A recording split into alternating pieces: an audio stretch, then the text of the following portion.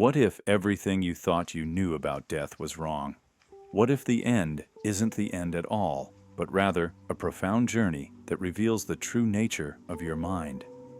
Welcome to the wisdom of the Tibetan Book of the Dead, or the Bardo Thodol, a sacred text whispered over the dying in remote Himalayan monasteries, now emerging as one of the most powerful tools for awakening in the modern world. You see, for most of us, death is the great unknown, a source of fear, avoidance, and silence. We hide from it, deny it, and only confront it when we're forced to. But the Tibetan masters see things differently. They don't just prepare for death, they train for it. Because to them, death is not an end. It's an initiation, a doorway, a radical opportunity to see reality as it truly is, stripped of illusion. The Bardo Thodol isn't about comforting fairy tales or poetic metaphors. It's a guide, a roadmap for navigating the most intense transition any of us will ever face. And here's the astonishing part. It doesn't just speak to the dead, it speaks to you, right now. Because the bardos, the transitional states described in the text, aren't only encountered after death. They're happening all the time. Every ending, every loss, every moment of uncertainty. These are all bardos. And if you learn how to navigate them, you don't just learn how to die, you learn how to live. So let's start with this question. What is the mind? According to the Tibetan tradition, your mind is not the fleeting stream of thoughts you identify with. It's not your memories, your emotions, or even your sense of self. Beneath all that is something timeless, vast, radiant. They call it the clear light of awareness, a fundamental luminosity that is your true nature. Most of us never touch this light in waking life, but in the moment of death, as the physical body dissolves, it shines. For a brief, fleeting instant, your true essence is revealed. And this is the moment that matters most. Because if you can recognize that light, not as something external, but as who you truly are, you can be liberated. Completely, instantly. No more suffering, no more rebirth, just total, radiant freedom. That's the promise of the Bardo Thodol. But there's a catch. Recognition requires preparation, clarity, training. That's why the Tibetan Book of the Dead was never meant to be read once and forgotten. It was meant to be practiced, internalized, lived. And as we'll see, its wisdom doesn't just help you prepare for the moment of death, it helps you awaken to the mystery of life itself. Picture a dimly lit room in a monastery nestled high in the mountains of Tibet. A person lies dying, breath shallow, body weakening. Beside them sits a Lama, a spiritual guide who has spent a lifetime studying the Bardo Thodol. With serene focus, the Lama begins to read aloud. His voice is calm but charged with purpose. He describes the stages the soul will face after leaving the body, the lights, the visions, the beings, the clear light. But these words are not for comfort. They are orientation. The Lama is not just a reader. He is a navigator, guiding the consciousness of the dying through the most intense journey imaginable. Because according to this tradition, the moment of death is filled with potential. The soul becomes unmoored from the body, drifting through vast, unfamiliar landscapes. Without guidance, it can become lost, confused by its own projections, overwhelmed by fear or attachment. But with guidance, with awareness, it can awaken. The Lama is more than a spiritual figure. He is an anchor, a reminder, a mirror that reflects back the truth when everything else falls away. And this role, this sacred duty, is one of the most compassionate acts in Tibetan culture. It's not about saving someone, it's about helping them see that they were never lost to begin with. Contrast this with our modern approach to death.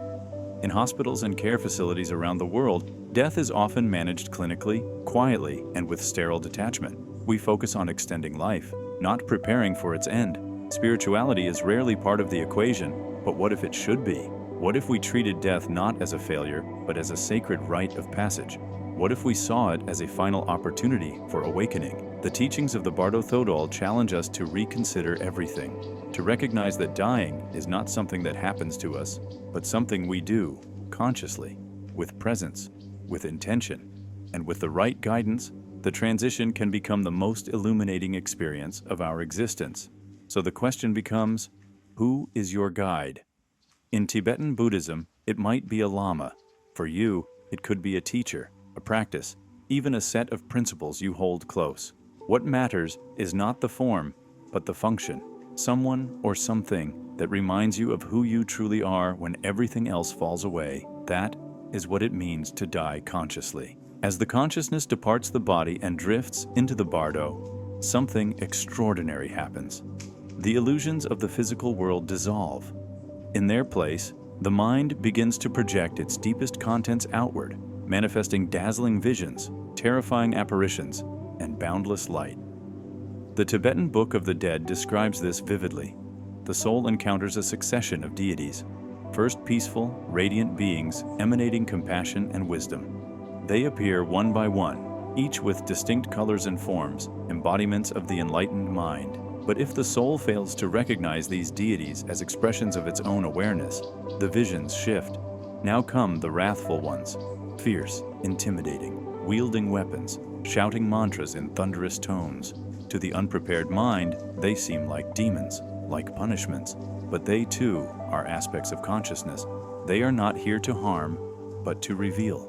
This sequence of visions is not arbitrary. It is tailored by the mind's karma, its habits, its clinging, and fears. What you see in the Bardo is in truth what you are, and this is the profound insight. The afterlife is not a static realm where external gods judge you. It is a fluid dreamscape built from the mind itself. The wrathful deities are not here to torment, but to reflect back the attachments we couldn't let go of, the anger, the greed, the delusions. The peaceful deities reflect our inner potential, our forgotten wisdom, our true nature. Think of this like a mirror held up at the moment the ego has dropped its mask. You are shown everything, light and shadow, in ultra-high definition clarity, and you're given a choice, again and again. Recognize it as illusion or be swept away by fear. Those who are trained in the teachings recognize the visions. They stay calm. They remember, this is mind. This is not other. I must not flee. But for those unprepared, these visions can lead to confusion and panic. The lights seem too bright, the forms too overwhelming, and so they recoil. They seek comfort in what feels familiar. This choice, this recoil, is what leads consciousness back into samsara, the cycle of rebirth. Yet the Book of the Dead insists, even in these moments, you have power. If you can remain lucid, if you can embrace the light, if you can recognize that all of it, both terrifying and beautiful, is a product of your own awareness, then you can transcend it. This is not a judgmental test, it's an awakening game, and you are both the player and the puzzle. What would it mean to prepare your mind so thoroughly that at death you could pass through hellish illusions without flinching? What if, in the face of demons, you could smile and say, "You are me, and I am light"? This is the radical vision of the Tibetan Book of the Dead, that death is not the end nor the beginning, but the unveiling of what has always been within. At the precise moment of death, something sacred happens, something so profound that it's easy to miss if one isn't prepared. According to the Tibetan Book of the Dead, the very first experience after physical death is the emergence of the clear light, a radiant, boundless awareness that is none other than our true nature, unveiled. This clear light isn't a vision, it isn't a deity, it's not even a thing. It's the pure, unconditioned state of consciousness that exists beneath all thoughts, all identities, all stories. It is what the great masters call Rigpa, primordial awareness, free from illusion. And in the moment of death, this awareness shines forth, like the sudden lifting of a veil. But here's the tragic part. Most people miss it. Why? Because it's too subtle, too vast, too unfamiliar. Imagine having worn a mask your entire life, only to have it stripped away in an instant. The ego, the constructed I, collapses, and what remains is this infinite expanse of light. For the untrained mind, this feels like annihilation, like nothingness, but for the awakened, it is home. The Tibetan teachings say that if, in that moment, you can recognize the clear light for what it truly is, you are liberated. You escape the cycle of birth and death. No more suffering, no more illusion. you merge with the essence of reality itself. This is not religious metaphor, it is spiritual technology. To prepare for this moment, practitioners spend their entire lives meditating, contemplating death, dissolving ego, and learning to recognize the mind's true nature. They rehearse the moment of death not with fear, but with excitement, because they know the first bardo, the bardo of the moment of death, is not the end. It's the greatest opportunity we'll ever have. But for those who fail to recognize the clear light, the window begins to close. The mind moves on, deeper into the bardos, deeper into projection, deeper into confusion. And yet, even in that failure, there is compassion. The Tibetan Book of the Dead describes how, after missing the clear light, the mind encounters subtler versions of it. Dim reflections, peaceful deities, symbols, archetypes. Each one is a second chance, and a third, and a fourth. Again and again, the cosmos offers us liberation, because at the heart of this ancient text is not damnation, but grace. The idea that death punishes is foreign to Tibetan Buddhism. Death, instead, is the great revealer. The clear light is not something you earn. It is your birthright. The only question is, can you recognize it? So ask yourself, what would it mean to train your mind to recognize its own true nature, not just in death, but now, while you're still breathing? What would it mean to live with the awareness that within you, beyond your thoughts, beyond your story, lies an infinite, luminous field of consciousness? This is what the Tibetan Book of the Dead offers. Not just a guide to dying, but a map to awakening. If the clear light is missed, the soul enters what is called the Bardo of becoming, a surreal, dreamlike state that bridges death and rebirth. And this stage, this is where the mind becomes its most powerful, its most vulnerable, and its most revealing. Here, consciousness is no longer tethered to a body. It floats, shifts, experiences. There's no time as we know it, no gravity. Thoughts and emotions manifest instantly. Imagine a world where every fear, every desire, every attachment takes form around you, not metaphorically, but literally. This is the Bardo, and in it, you are naked before yourself. The teachings say that during this phase, the soul begins to realize it has died. At first, there may be confusion, ghost-like sensations, a lingering attachment to the physical world. Loved ones are seen, but cannot be touched. Voices heard, but not responded to. And gradually, a desperate longing arises for connection, for form, for something solid. This longing pulls the consciousness forward, toward rebirth. But here's where the teachings get deeply psychological. Everything in the Bardo of becoming reflects your karmic tendencies, your desires, your fears, your habitual thoughts. If you lived a life clinging to anger, you may be drawn to realms of chaos and pain.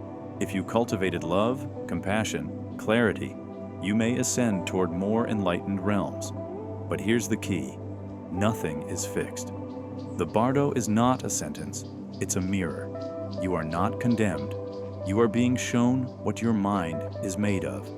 And in this stage, realization is still possible. If you can stay lucid, if you can remember the teachings, you can use the Bardo as a launchpad for liberation.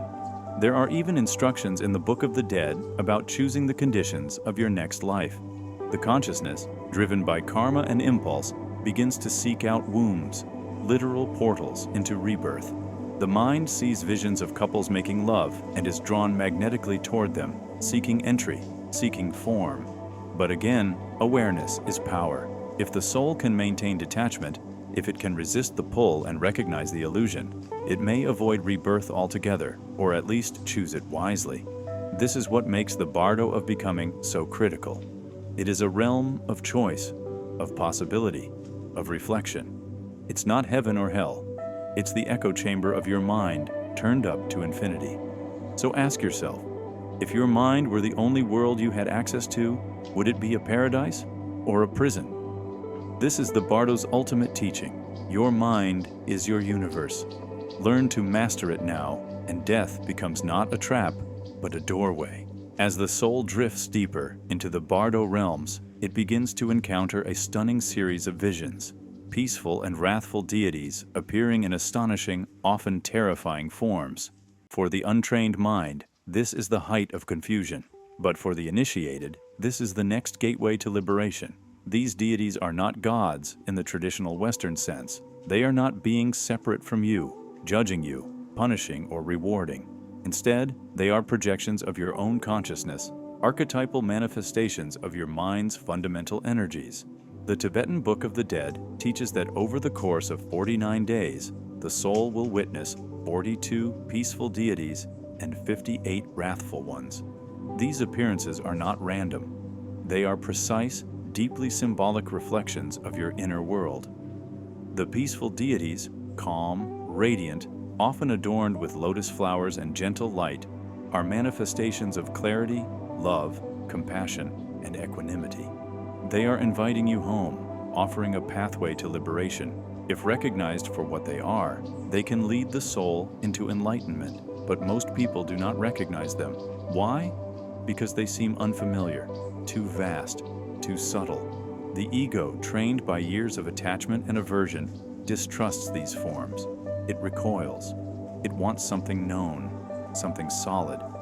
So the mind retreats, and in doing so, it plunges into a deeper layer of projection, the wrathful deities. Now, the visions turn intense. Fire, weapons, thunderous roars, beings with multiple heads and eyes, brandishing skulls and blazing with fury.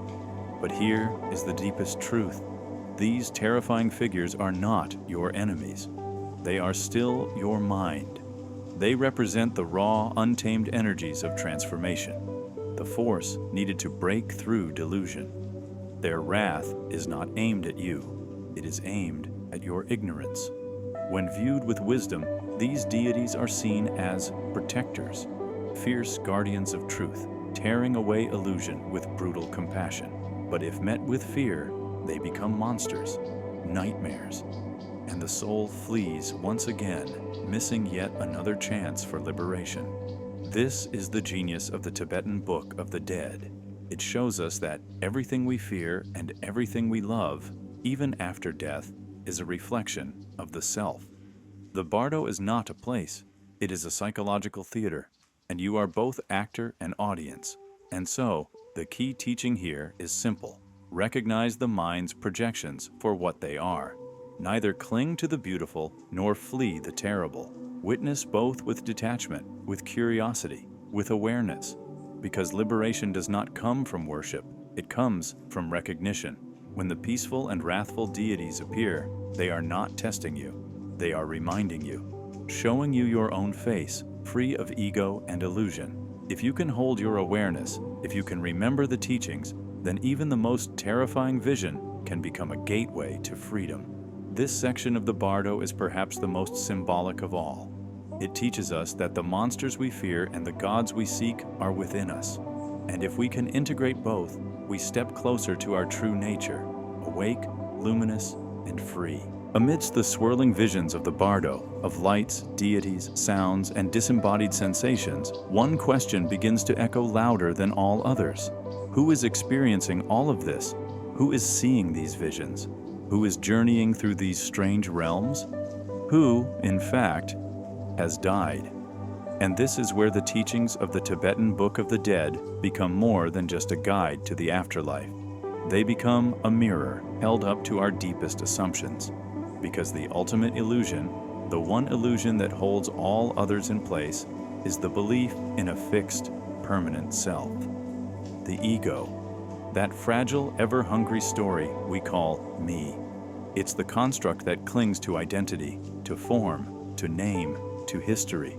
The ego wants continuity. It wants to survive death. It wants a role in the next story, even if that story is chaotic or painful. It would rather exist in suffering than dissolve in truth. But here's the paradox. The ego is the only thing that actually dies. Your thoughts, they shift like clouds. Your body, it fades, decays. Your personality, your memories, they dissolve. What remains, according to Tibetan wisdom, is something far more subtle, a stream of consciousness not bound by form, not defined by self. moving through time and space like a ripple in the ocean. And so, when we ask who dies, the answer is no one and everyone. The identity you held so tightly, the career, the achievements, the failures, the wounds, was always just a performance, a dream within a dream. What the Tibetan Book of the Dead urges us to see is that we are not the dreamer, but the awareness within the dream. And this realization is terrifying for the ego, because if there's no you in the way you've always imagined, then what is left to hold on to? This is why so many fail to attain liberation in the bardos. The ego fights, it struggles, it tries to make sense of the formless realms through old habits, and in doing so, it rebinds itself to the wheel of rebirth. But liberation comes when you stop struggling, when you stop identifying with the passing experiences and turn your attention inward to the watcher, the still point, the vast open field of awareness that is never born, never dies. In this awareness, there is no fear, no separation, just presence.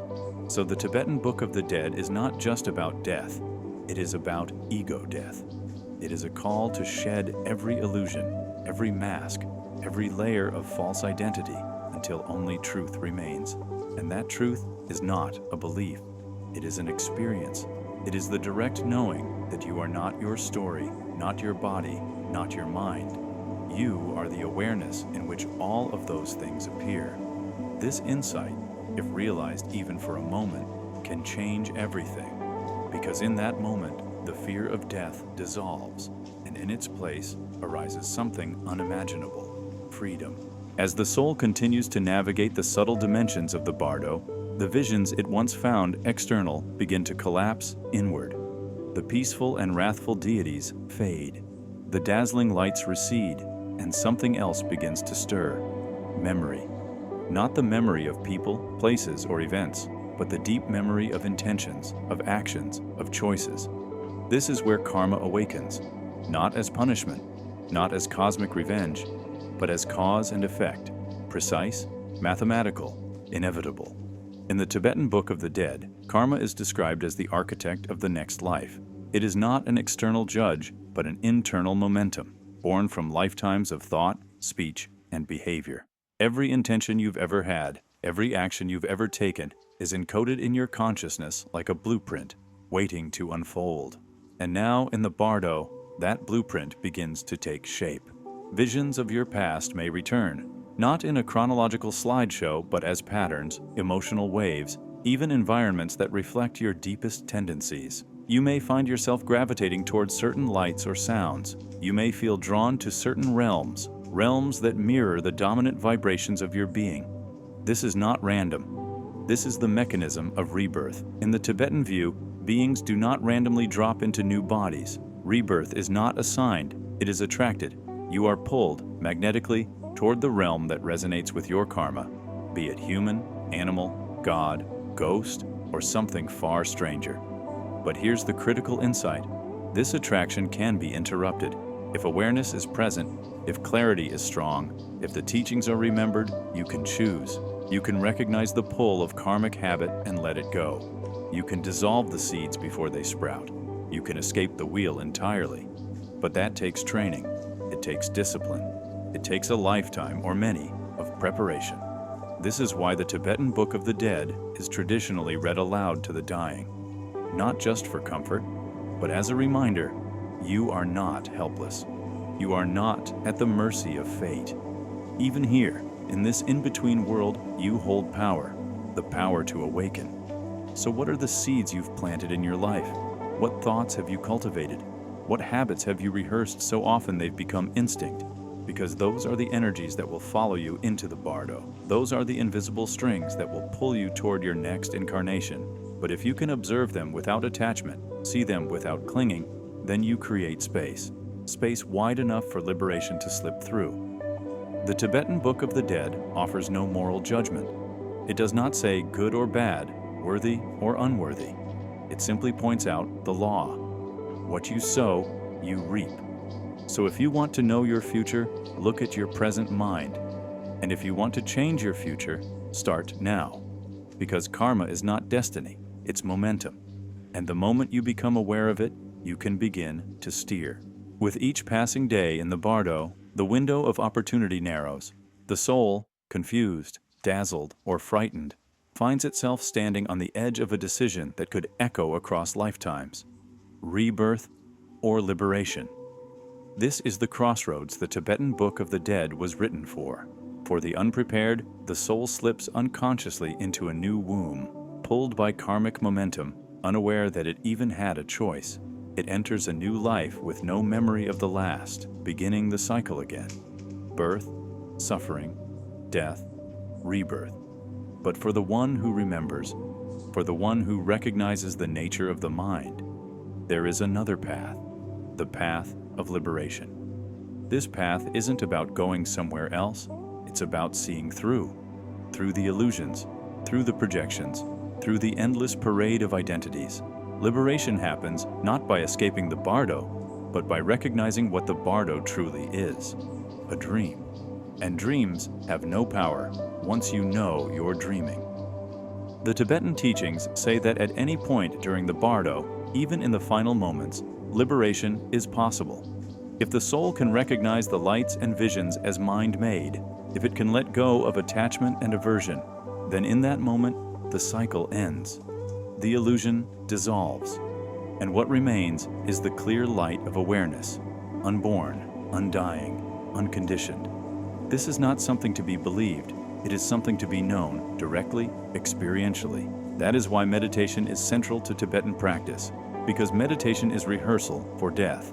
Each time you sit in stillness, you practice letting go, letting thoughts rise and fall, letting the ego soften, letting awareness expand. And so, when death comes, it is not a stranger. It is a familiar gate. Liberation is not reserved for the holy. It is not limited to monks or sages. It is available to anyone who is willing to see clearly. But clarity must be cultivated. Because in the Bardo, confusion is seductive. The ego whispers its last stories. The lights dazzle. The sounds overwhelm. It is so easy to fall asleep again, to enter the next dream. So the Tibetan Book of the Dead repeats its message like a mantra. Recognize what is happening. Stay present. Do not cling. Do not fear. And this isn't just about the afterlife, it's about this very moment. Because in a sense, you are already in a Bardo. Every second of your life is an in-between state, between this breath and the next, between who you were and who you are becoming. So what would it look like to live as if you were dying? Not in fear, but in awareness. What attachments would you release? What truths would you embrace? Because ultimately, liberation is not found in some far-off place. It is found in this mind, right now, the moment it becomes truly awake. As the journey through the Bardo nears its end, the soul, still suspended between realms, begins to feel a magnetic pull. It is subtle at first, a flicker of desire, a flash of familiarity, a sense of longing for form. Then it grows. The soul begins to project an environment, a scenario, a reality, shaped by deep-seated karmic imprints. And this imagined reality starts to solidify. According to the Tibetan Book of the Dead, this is the most critical phase, the threshold between the in-between and a new life. This is where the soul is drawn to what appears to be parents, a home, a world. But none of this is yet real. These are symbolic visions, illusory dramas created by the soul's own mind. Still, if the consciousness identifies with them, if it feels attraction or aversion, it becomes entangled. And that entanglement is what leads to rebirth. This is not metaphor. This is the ancient Buddhist understanding of literal reincarnation, not as a religious idea, but as a metaphysical process driven by unresolved momentum. The soul sees a couple in union and feels either desire or repulsion. In either case, if clarity is lacking, the consciousness plunges toward that scene, and in that very moment, the transition occurs. The soul enters a new womb. A new body begins to form. A new life begins, and the veil of forgetting descends. The memories of the Bardo fade, the lights, the deities, the choices, all dissolve into unconsciousness. The slate appears clean, but it isn't. The karma has traveled, the tendencies have carried over, The wounds and aspirations remain encoded in the very fabric of the soul. This is the samsaric cycle in full motion. Birth, death, rebirth. An endless wheel powered by clinging and ignorance. But here's the most profound teaching. It doesn't have to be this way. If, at this final moment, awareness is strong, if the soul can recognize the symbolic nature of the visions, if it can resist the impulse to grasp or reject, then it can remain untouched, unborn, unbound, and that is liberation. The Book of the Dead doesn't just describe the process, it instructs the dying soul. Recognize these visions as your own mind. Do not be afraid. Do not cling. You are the light. It's a final whisper, a last reminder. Even now, as the gates of a new life swing open, you still have a choice. But that choice, in truth, must be prepared for in life. Because at the moment of death, most of us act from habit. We return to what is familiar, what feels safe, even if it binds us. That's why spiritual practice is not about belief, it's about training.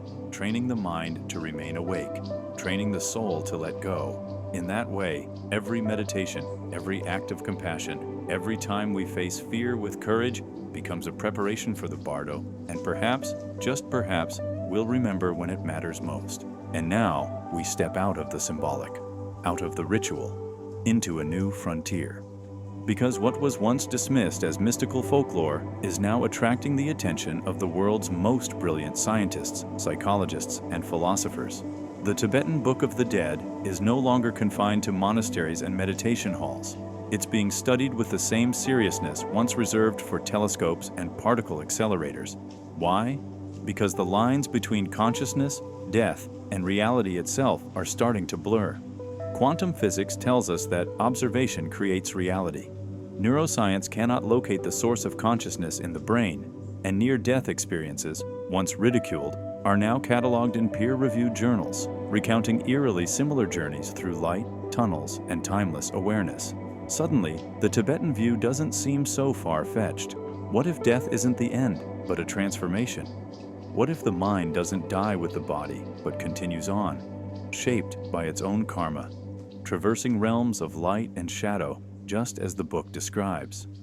And what if the key to understanding death is also the key to understanding life? That's the revolution unfolding right now. Modern science and ancient wisdom are converging, and in the space where they meet, something extraordinary is happening. A new understanding of the mind, of reality, of you is beginning to emerge. One that says, you are not your thoughts, not your body, not even your personality. You are awareness itself, spacious, luminous, and indestructible. And death? Death is not your enemy. Death is your mirror. It reflects back to you the truth you've forgotten. It strips away what is false. It reveals the architecture of your consciousness. This is the hidden message of the Tibetan Book of the Dead. That death, far from being a tragedy, is the greatest opportunity for awakening. But here's the secret. You don't have to wait. You can access the bardos right now in deep meditation, in moments of ego death, in dreams, in love, in loss, in every transition of life. Because life itself is a series of bardos. And if you can awaken in those, you can awaken in the bardo after death. So ask yourself, what attachments still bind you? What fears still blind you? What truths are you ready to see? This is more than a video, it's a doorway. The next step is yours to take. If you're ready to keep exploring these mysteries with us, drop a yes in the comments. Let us know what truths you're seeking, what hidden realms you want to uncover next. Because here at Hidden Consciousness, you're not just a viewer, you're part of a journey.